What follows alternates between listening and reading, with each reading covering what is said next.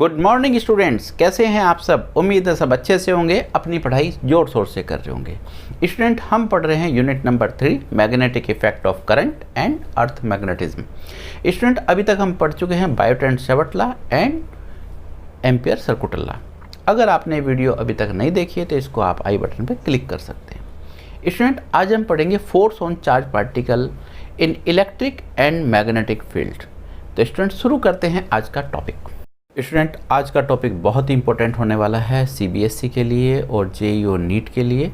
इससे हमारा basic clear होगा और यहाँ से बहुत सारे क्वेश्चन है जो हमसे डिफरेंट टाइप से पूछे जाते हैं। स्टूडेंट, हम बात कर रहे हैं कि यूनिफॉर्म इलेक्ट्रिक फील्ड के अंदर अगर हम चार्ज पार्टिकल को मूव कराते हैं तो उसके ऊपर किस तरीके का पाथ फॉलो करेगा। तो इसके लिए हम कुछ इस तरीके से देख सकते हैं कि एज्यूम करें कि हमारे पास एक पॉजिटिव प्लेट है, एक नेगेटिव प्लेट है, तो उसके अंदर इलेक्ट्रिक फील्ड होगा और चार्ज पार्टिकल हम उसके अंदर में थ्रो करते हैं। तो जैसे ही आप देखेंगे कि इलेक्ट्रिक फील्ड के अंदर हमारा चार्ज पार्टिकल मूव करता है तो उसके ऊपर एक फोर्स लगेगा, दैट इज F=QE। लेकिन वो डायरेक्शन क्या होगी, वो इलेक्ट्रिक फील्ड की डायरेक्शन होगी। तो आप देखेंगे जो चार्ज पार्टिकल है वो मूव करते ही इलेक्ट्रिक फील्ड में वो बेंड होगा, क्योंकि मेरा पॉजिटिव चार्ज मैंने फेंका है तो नेगेटिव प्लेट की साइड में वो जो है आपका मूव करेगा। स्टूडेंट, अभी हमने देखा कि जो इलेक्ट्रिक फील्ड के अंदर चार्ज पार्टिकल होता है उसका पाथ कैसा होता है। इसको मैथमेटिकल कैसे रिप्रेजेंट करेंगे उसके लिए हम देखते हैं। तो देखते हैं हम अपने बोर्ड के ऊपर में, ये हमारे पास पॉजिटिव साइड है, ये हमारे पास नेगेटिव है। तो पॉजिटिव चार्ज प्लेट और नेगेटिव चार्ज प्लेट के बीच में जो आप ये लाइन देख रहे हो ये आपके पास इलेक्ट्रिक फील्ड है। तो इलेक्ट्रिक फील्ड का आप देख रहे हैं गैप सब में इक्वल है, इसका मतलब यूनिफॉर्म इलेक्ट्रिक फील्ड है। ये हमारे पास एक पॉजिटिव चार्ज है जिसको इनिशियली हॉरिजॉन्टल मैं v वेलोसिटी से थ्रो कर रहा हूँ।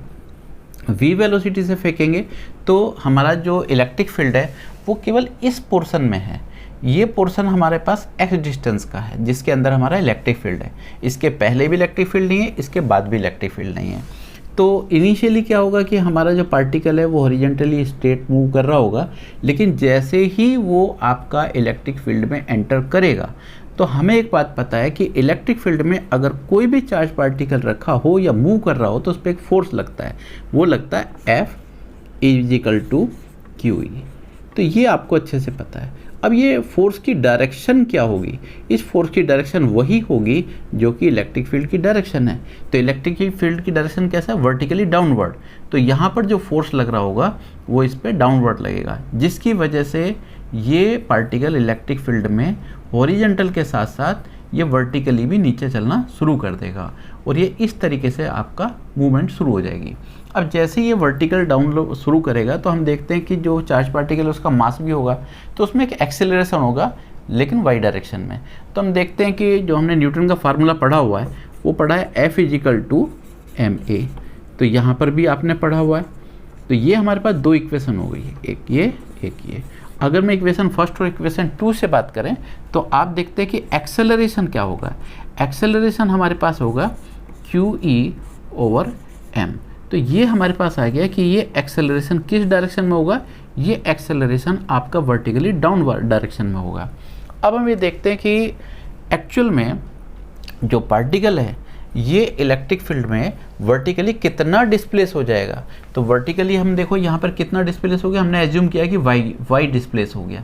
इसको कैलकुलेट करने के लिए क्या करना है, इसको कैलकुलेट करने के लिए हम इसमें इक्वेशन यूज करेंगे। इक्वेशन है S=ut + ½ at²। अब यहाँ देखते u क्या होगा, तो u हमारे पास होगा 0। क्यों होगा, क्योंकि u 0 इसलिए है कि हमने तो उसको हॉरिजॉन्टल फेंका था, तो वर्टिकली तो हमने नहीं फेंका, तो वर्टिकली ये फ्री फॉल जैसा काम हुआ है। तो उसलिए हमारे पास जो इनिशियली ये हमारे पास हो गया 0। तो आगे हम चलते हैं तो 1/2 एक्सेलरेशन अभी हमने निकाला था। अब रहता है टाइम। तो हम यहाँ इसका टाइम का बताते हैं कि टाइम कैसे कैलकुलेट करेंगे और इसको हम इसके अंदर पुट करते हैं। स्टूडेंट, यहाँ हम देखेंगे कि टी कैसे कैलकुलेट करना, टाइम कैसे कैलकुलेट करना। तो टाइम के लिए देखिए हमारे पास फार्मूला है, टाइम के लिए हमारे पास है x/v। ये आपका डिस्टेंस है और ये आपके पास वेलोसिटी है। तो हम इस फार्मूले को यूज़ कर सकते हैं। अब यहाँ पे पुट करके देखेंगे तो S=½ QE/m और x² v। ये हमारे पास एक इक्वेशन बन जाएगी और हम इसको और देखते हैं कि इसमें क्या क्या चीज़ हमारे पास कांस्टेंट है। देखिए ये क्या चीज़ है, ये हमारे पास हॉरिजॉन्टल वेलोसिटी है, ये हमारी चेंज नहीं होने वाली, चार्ज चेंज नहीं होगा, इलेक्ट्रिक फील्ड चेंज नहीं होगा, ये चेंज नहीं होगा। तो ये सारा का सारा क्या है, ये पूरा का पूरा हम इसको क्या कर सकते हैं, कांस्टेंट कर सकते हैं। अगर कांस्टेंट करेंगे तो हम इसको कुछ ऐसा लिख सकते हैं, x इजिकल टू के एक्स स्क्वायर। और अगर हमने ये ऐसा लिखा तो एक्स एस क्या चीज़ है, एस आपका वर्टिकल डिस्प्लेसमेंट है, जिसको हमने क्या दिखाया, वाई। तो वाई इजिकल टू के एक्स स्क्वायर। आप इस इक्वेशन देखेंगे तो ये इक्वेशन आपकी पैराबोलिक की इक्वेशन है, और ये हमें शो करती है कि जब तक ये पार्टिकल इलेक्ट्रिक फील्ड में होगा ये पैराबोलिक पाथ को फॉलो करेगा, जैसे ही इलेक्ट्रिक फील्ड के बाहर निकल जाएगा तो ये स्ट्रेट लीनियरली मूव कर जाएगा। स्टूडेंट, हम यहाँ कुछ इंपॉर्टेंट पॉइंट देखते हैं जहाँ से हमारे क्वेश्चन पुटअप होते हैं। नंबर पॉइंट हमारा 1 है कि अगर पॉजिटिव चार्ज पार्टिकल मूव करता है in the direction of electric field, अगर इलेक्ट्रिक फील्ड की डायरेक्शन में हमने मूव किया है तो क्या होगा, वो एक्सेलरेट हो जाएगा। लेकिन अगर हमारा चार्ज पार्टिकल अपोजिट है इलेक्ट्रिक फील्ड के, तो उस कंडीशन में क्या होगा, रिटार्डेशन होगा, यानी कि उसकी स्पीड कम हो जाएगी। लेकिन चार्ज पार्टिकल अगर परपेंडिकुलर इलेक्ट्रिक फील्ड के एंट्री करता है तो वहाँ पर जो पाथ होगा वो पैराबोलिक होगा।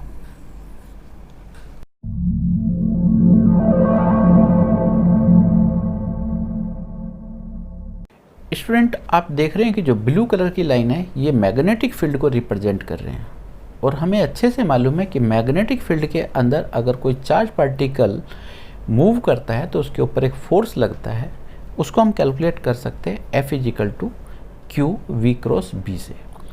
अब हम देखते हैं कि अगर चार्ज पार्टिकल हमारा 90 डिग्री पर एंटर कर जाए मैग्नेटिक फील्ड में तो एक सर्कुलर पाथ को फॉलो करता है, जिसका रेडियस हम mv अपॉन क्यू से कैलकुलेट कर सकते हैं।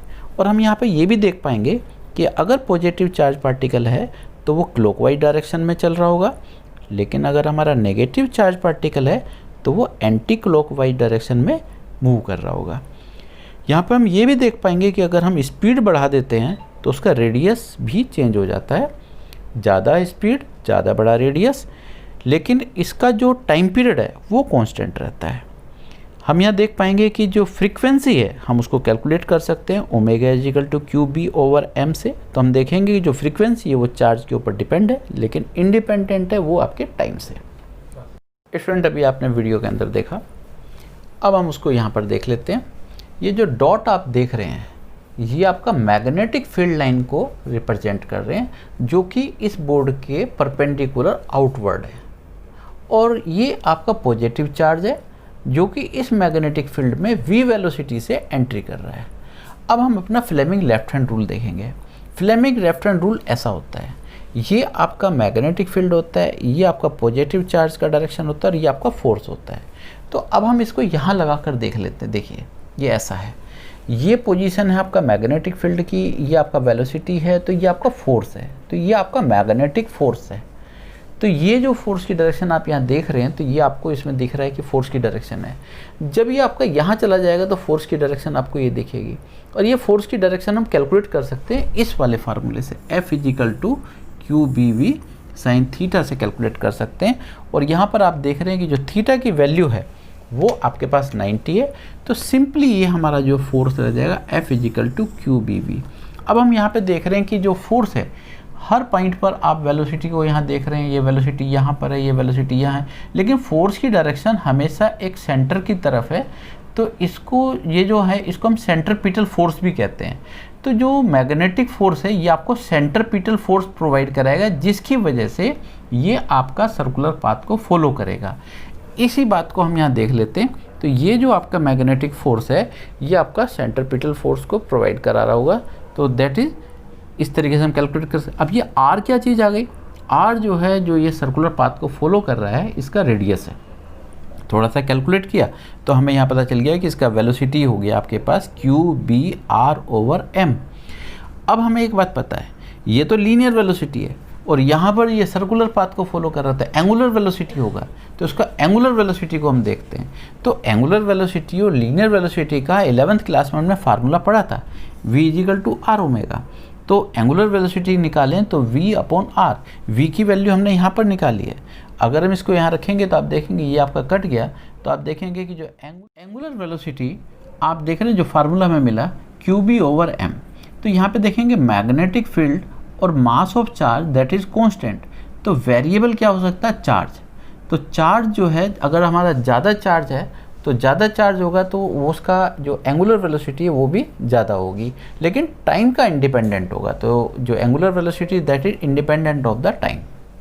Angular velocity positive charge particle के लिए हमने देखा कि हमारा फार्मूला ये बनेगा। अब हम देखते हैं फ्रीक्वेंसी क्या होगा। तो फ्रीक्वेंसी का फार्मूला है फ्रीक्वेंसी इज इक्वल टू ω/2π। तो जो एंगुलर वेलोसिटी है ये ओमेगा हमारे पास है, ओमेगा की वैल्यू पुट करेंगे तो हमें यहाँ पर ये मिल जाएगा। अब हम देखते हैं टाइम पीरियड क्या होगा। टाइम पीरियड जो है फ्रीक्वेंसी का इन्वर्सली प्रोपोर्शनल होता है। जैसे हम इसको पुट करेंगे तो हमें मिलेगा 2πm/QB। हम यहाँ पे एक बात देख रहे हैं कि जो टाइम पीरियड है that is independent of the velocity, इसमें कहीं भी वेलोसिटी का कॉन्सेप्ट नहीं आ रहा है। स्टूडेंट अभी हम देख चुके हैं कि मैग्नेटिक फील्ड के अंदर अगर 90 डिग्री पर चार्ज पार्टिकल एंट्री करता है तो वो सर्कुलर पाथ को फॉलो करता है। अब हम ये देखने की कोशिश करेंगे कि अगर चार्ज पार्टिकल किसी एंगल पर एंट्री करता है दैट इज नॉट 0, 90 की बात हो चुकी है, तो किसी और एंगल पर जाता है तो हम देखेंगे कि वो किस तरीके से पाथ को फॉलो करेगा। स्टूडेंट यहाँ देखिए जो चार्ज पार्टिकल है वो मैग्नेटिक फील्ड में थीटा एंगल बनाता हुआ एंट्री करता है, तो आप देखेंगे कि जो इसका पाथ है वो स्प्रिंग की तरह बनाता हुआ सर्कुलर मोशन को करते हुए आगे मूव करेगा, और इस तरीके का जो पाथ है उसको हम हेलिकल पाथ कहते हैं। और अब हम देखेंगे कि अगर ये हमारा एग्ज़ाम में आ जाता है तो एग्ज़ाम में हम किस तरीके से एक्सप्लेन करें, ये एग्ज़ाम पॉइंट ऑफ व्यू से बहुत इंपॉर्टेंट है। स्टूडेंट यहाँ पर हमने एक कोऑर्डिनेट सिस्टम को एज्यूम किया है। ये हमारे पास एक्स एक्सिस है, ये आपका वाई एक्सिस है और ये आपका जेड एक्सिस है। यहाँ पर हमने एज्यूम किया है बी मैग्नेटिक फील्ड है जो कि यूनिफॉर्म मैग्नेटिक फील्ड है और अलोंग OX है। इसको हम देखेंगे OX हमारे पास ये है, जो ब्लू कलर की आप लाइनें देख रहे हैं ये आपका जो है मैग्नेटिक फील्ड को रिप्रेजेंट कर रहा है। M हमने एज्यूम किया है कि जो चार्ज पार्टिकल है उसका मास है, Q उसके ऊपर चार्ज है और उसका V वेलोसिटी है, और थीटा बनाता हुआ एंगल किसके साथ में, OX के साथ, यानी कि मैग्नेटिक फील्ड के साथ थीटा एंगल बनाते हुए ये आपका कुछ इस तरीके से चल रहा है। अब हमने क्या करा, जो वेलोसिटी है इसके हमने कंपोनेंट ब्रेक कर लिए, रेक्टेंगुलर कंपोनेंट ब्रेक करें तो एक आपके पास में V cos थीटा होगा और एक आपका V sin थीटा होगा। V cos theta along magnetic field होगा और V sin थीटा जो आप देख रहे हैं ये perpendicular to the magnetic field होगा। तो V cos थीटा ये वो पार्टिकल है जो कि इसको आगे की साइड में x डायरेक्शन में मूव करेगा। लेकिन देखने वाली बात यह है कि चार्ज पार्टिकल मैग्नेटिक फील्ड में चल रहा है तो इसके ऊपर फोर्स लगता होगा, उस फोर्स को हम यहाँ पर इस फार्मूले से कैलकुलेट कर सकते हैं, F = QBV sin थीटा। अब हम यहाँ पे ये भी देख सकते हैं कि इसका डायरेक्शन कैसा होगा। तो ये जो फोर्स है इसका डायरेक्शन हम फ्लेमिंग लेफ्ट हैंड रूट से फाइंड आउट कर सकते हैं, और इससे हमें पता चलता है कि ये परपेंडिकुलर होगा किसके, उस प्लेन के जो कि कंटेन करता है B को और V sin थीटा को। यानी कि ये जो हमारा पेपर है इसी के अंदर आपका B भी है और V भी है। तो ये जो अगर हम ध्यान से देखें तो ये आपका मैग्नेटिक फील्ड है और ये आपका जो है वेलोसिटी है। तो आप थंब की डायरेक्शन से देख सकते हैं अंदर की साइड। तो आपका जो पार्टिकल है वो यहाँ से इस तरीके का चलना शुरू हो जाएगा। तो आप देखेंगे कि ये ऐसे चलेगा, फिर ऐसे चलेगा, फिर इस तरीके से ऐसे ऐसे घूमता हुआ, यानी कि सर्कुलर पाथ को भी फॉलो करेगा और ये आगे भी बढ़ेगा। तो इससे जो पाथ हमारा बन रहा है, ये जो कॉम्बिनेशन से बन रहा है, ये जो पाथ बनेगा ये हमारा जो है हेलिकल पाथ है, और इसी को हम एक्सप्लेन करेंगे अपने एग्जाम पॉइंट ऑफ व्यू में। अगर आता है तो हम इसको लिख देंगे। स्टूडेंट अभी आपने देखा कि जो चार्ज पार्टिकल है जब वो 90 डिग्री पर एंगल करता है तो वो आपका सर्कुलर पाथ को फॉलो करता है, और जब एट एनी एंगल पर जाता है तो वो एक हेलिकल पाथ को फॉलो करता है। लेकिन जब वो आपका 0 डिग्री पर एंट्री कर जाए या 180 एंगल बनाता हुआ एंट्री कर जाए तो उसका पाथ कैसा होगा, इसको देखते हैं। स्टूडेंट जैसा कि आप देख पा रहे हैं कि जो चार्ज पार्टिकल है वो मैग्नेटिक फील्ड की डायरेक्शन में ही मूव कर रहा है। तो ये ऐसा क्यों हो रहा है, क्योंकि यहाँ पर थीटे की वैल्यू 0 है और इससे आपके ऊपर जो मैग्नेटिक फोर्स है वो आपका नहीं लगेगा और ये मैग्नेटिक फील्ड की डायरेक्शन में मूव करेगा। तो देखते हैं ये, और हम इसको समझने की कोशिश करेंगे। स्टूडेंट, आपने फ्लेमिंग लेफ्ट हैंड रूल बहुत अच्छे से पढ़ा हुआ है। आप जानते हैं कि ये जो फिंगर है ये मैग्नेटिक फील्ड को रिप्रेजेंट करता है और ये जो आपके पास फिंगर है ये velocity of the positive charge को फॉलो करता है। तो आपका जो थंब है वो डायरेक्शन को फॉलो करता है, डायरेक्शन को रिप्रेजेंट करेगा। अब हमने देखा था कि जो वेलोसिटी है इसका एंगल चेंज करना, तो इसका एंगल चेंज करना है हमें करना पैरेलल। तो ये मैग्नेटिक फील्ड है, ये वेलोसिटी है, इसको हम पैरेलल करते जाएंगे करते जाएंगे करते जाएंगे, तो ये दोनों के बीच का एंगल आपका जीरो हो जाएगा, यानी कि फोर्स की वैल्यू जीरो होगी, यानी कि ये वैनिश हो जाएगा और आपका जो चार्ज पार्टिकल और मैग्नेटिक फील्ड की डायरेक्शन में ही without any change in velocity वो उसी वेलोसिटी से चलता चला जाएगा। स्टूडेंट, अभी तक हम डिस्कस कर चुके हैं कि चार्ज पार्टिकल 90 डिग्री पर एंट्री करेगा तो उसका पाथ कैसा होगा, एंगल पर एंट्री करेगा तो उसका पाथ कैसा होगा, और पैरेलल अगर एंट्री करेगा तो उसका पाथ कैसा होगा। वहीं से हम देखते हैं कुछ इंपॉर्टेंट पॉइंट डिस्कस करने ज़रूरी हैं कि हमारे एग्जाम पॉइंट ऑफ व्यू से बहुत इंपॉर्टेंट है। सबसे पहला पॉइंट है हमारे पास, if charge is at rest in magnetic field. अगर चार्ज पार्टिकल मैग्नेटिक फील्ड में रेस्ट पर है, तो ये बहुत ध्यान से देना है, आपको स्टेटमेंट को बहुत अच्छे से पढ़ना है। अगर कहीं भी आपको लगता है कि रेस्ट में है तो उसके ऊपर फोर्स की वैल्यू आपकी जीरो होगी, क्योंकि आपको v की वैल्यू जीरो हो जाती है। सेकंड पॉइंट देखिए, if the charge particle is moving parallel और anti parallel to the magnetic field, तो उस कंडीशन में क्या होगा, थीटा या तो जीरो होगा या फिर थीटा आपका 180 होगा। उस कंडीशन में आपके यहाँ इस साइन थीटा की वैल्यू जीरो हो जाएगी, जिससे आपका रिजल्ट क्या होगा, आपका फोर्स अगेन जीरो मिलेगा। बहुत इंपॉर्टेंट पॉइंट है। Point number 3, if the charge particle moving perpendicular to the magnetic field, तो फोर्स की वैल्यू मैक्सिमम होगी। पॉइंट नंबर 1, ये जो फोर्स आपको मिलेगा ये आपको सेंट्रीपिटल फोर्स प्रोवाइड कराएगा और जिससे आपका चार्ज पार्टिकल एक सर्कुलर पाथ को फॉलो करता है। तो ये रिलेशन आपका देखा हुआ है। यहाँ से अगर मैं रेडियस कैलकुलेट करूँ तो आप देखेंगे mv अपॉन में qb मिलेगा। अब मैं थोड़ा सा इसको और आगे चलता हूँ और इसके m को भी नीचे ले जाता हूँ, तो ये कुछ ऐसे लिख सकते हैं, v अपॉन में q ओवर m और ये आपका b। अब ये q ओवर m हमने यहाँ क्यों लिखा, ये एक स्पेशल टर्म है। इस टर्म को हम q ओवर m को specific charge of the charge particle कहते हैं। इसका आगे बहुत यूज़ होने वाला है। तो हम देखते हैं जो रेडियस है, तो इस पॉइंट से हम देखेंगे रेडियस मास और वेलोसिटी के डायरेक्टली प्रोपोर्शनल है, लेकिन इस वाले पॉइंट से आप देखते हैं तो यहाँ पर आप देखेंगे कि रेडियस जो है स्पेसिफिक चार्ज ऑफ पार्टिकल के इन्वर्सली प्रोपोर्शनल है। नेक्स्ट पॉइंट की तरफ मूव करते हैं। हम एक बात पता है, इलेक्ट्रॉन और प्रोटॉन दोनों के ऊपर सेम चार्ज होता है, लेकिन mass of proton is greater then mass of electron, जिसकी वजह से हमें पता चलता है कि इलेक्ट्रॉन का specific of charge particle greater होता है, जबकि प्रोटॉन का specific of charge particle less होता है। इससे क्या होगा, इससे हम यहाँ देखेंगे, if electron and proton are moving perpendicular to magnetic field, तो उस कंडीशन में आप देखते हैं कि जो इलेक्ट्रॉन का रेडियस है वो इलेक्ट्रॉन का रेडियस कम होगा और प्रोटॉन का रेडियस ज़्यादा होगा। क्यों होगा, क्योंकि रेडियस जो है that is inversely proportional to the आपका specific charge of charge particle. और आप यहाँ पे देख रहे हैं कि जो आपके पास चार्ज पार्टिकल है, इलेक्ट्रॉन का स्पेसिफिक चार्ज है वो ज़्यादा है, तो यहाँ आप देख रहे हैं इन्वर्सली प्रोपोर्शनल, इसलिए आपका रेडियस जो है वो लेस हो जाएगा। स्टूडेंट, अभी तक हम बहुत अच्छे से समझ चुके हैं कि अगर कोई चार्ज पार्टिकल इलेक्ट्रिक फील्ड में हो तो उसके ऊपर फोर्स क्या होगा, और कोई चार्ज पार्टिकल मैग्नेटिक फील्ड में अगर मूव कर रहा हो तो उसके ऊपर फोर्स क्या होगा। अब हम बात करते हैं एक नए तरीके के फोर्स की, जिसको हम बोलते हैं लॉरेंज फोर्स। अब ये लॉरेंज फोर्स है क्या, इसको हम समझते हैं। तो ये जो लॉरेंज फोर्स है, हम लॉरेंज फोर्स कहते किसको हैं, तो that is the force experience by the charge particle in space where both electric and magnetic field exist।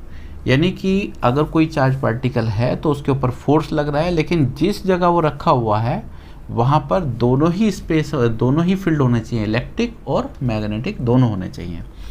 तो हम देखेंगे कि जो हमारे पास फोर्स है ड्यू टू इलेक्ट्रिक फील्ड, उसको हम यहाँ इस तरीके से कैलकुलेट कर सकते हैं, F=QE वेल नोन है हमारा। Force due to magnetic field, तो अगर मैग्नेटिक फील्ड की वजह से देखना है तो ये फोर्स हमारा ये होगा, लेकिन हम जो थ्योरी पढ़ रहे हैं वो कह रहे हैं कि दोनों का सम तो दोनों का सम होगा तो force due to both electric and magnetic field.